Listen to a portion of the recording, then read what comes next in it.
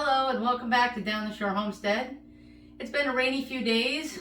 Obviously my hair's in a ponytail because the frizz is out of control. Because we're stuck in the house, I've decided that I'm going to show you a recipe that I found that makes beef tallow rendering super easy. It's mostly hands off and the benefits of beef tallow are amazing. So stick around to give you all that information in just a second. And as we say around here, let's go down the shore.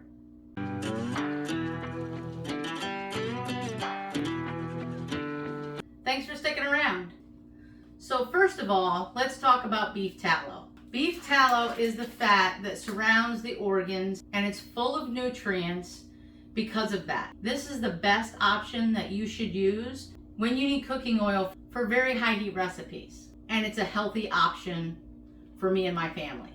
So this recipe is super easy. I'm gonna link the recipe below. There's 3 ways of doing this, but we're gonna do it the most hands-free way of doing it. I'm going to cut this up into like 1-inch pieces. You don't have to use a food processor. And then I'm gonna transfer it into my Dutch oven so that it's only half full. You wanna make sure that you don't fill the Dutch oven more than halfway. The reason that this recipe works great is because you're gonna do this low and slow. You're gonna cook this in the oven at 225 degrees, and it's hard to say how long it will take because it depends on the size of the beef suet that you bought. This beef suet, I think, is only gonna take about 2 to 3 hours in the oven. I've seen other people have larger chunks and it took almost 5 hours in the oven. You can also do this in a crock pot, low and slow. If you do this on the stovetop, you basically have to constantly stir this. Whereas if you do it in the crock pot or in the oven, you don't have to really do it as often. So I'm gonna cut this up and we'll be right back. So as you can see, I've cut up all the beef tallow into approximately 1-inch chunks. You can go smaller if you want, but I wouldn't go any larger than 1-inch chunks. And that's because even though this is gonna render low and slow, we still want it to break down. I've preheated the oven for 225 degrees. So we're going to put the beef tallow into the Dutch oven and we're gonna put the lid on it and we're gonna put it into the oven and we're gonna check it in about an hour. So stay tuned. I'll be back in an hour to let you know how it looks. Welcome back.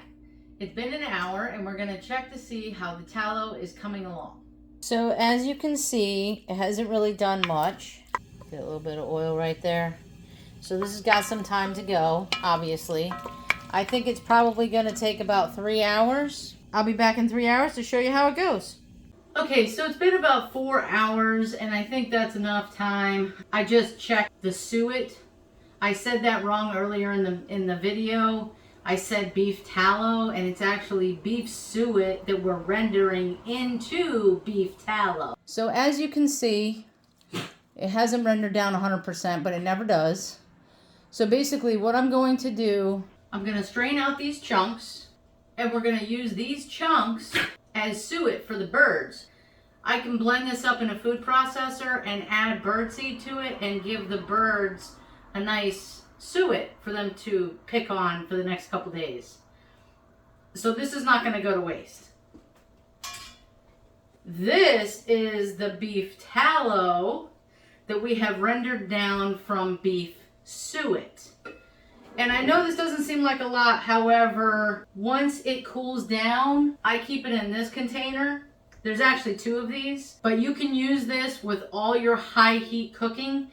It's much healthier because this beef tallow has vitamin A, D, E, K, and B1, and it also has some minerals in it that are definitely healthier than the store-bought oils that you can purchase in the store.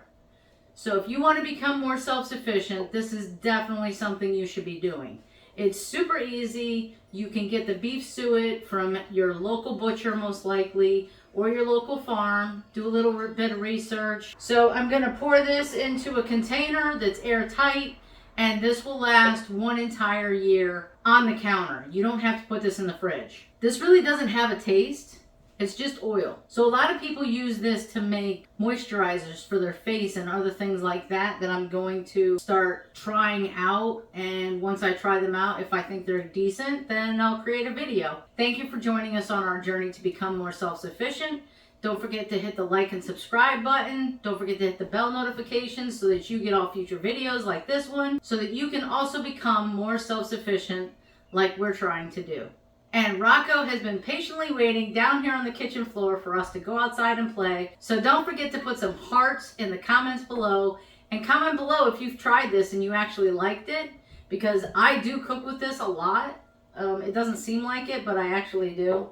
So it's a good recipe, and I think you should check it out. Rocco, say thank you everybody for hanging out with us today, and we'll see you next time. You ready to go play some ball?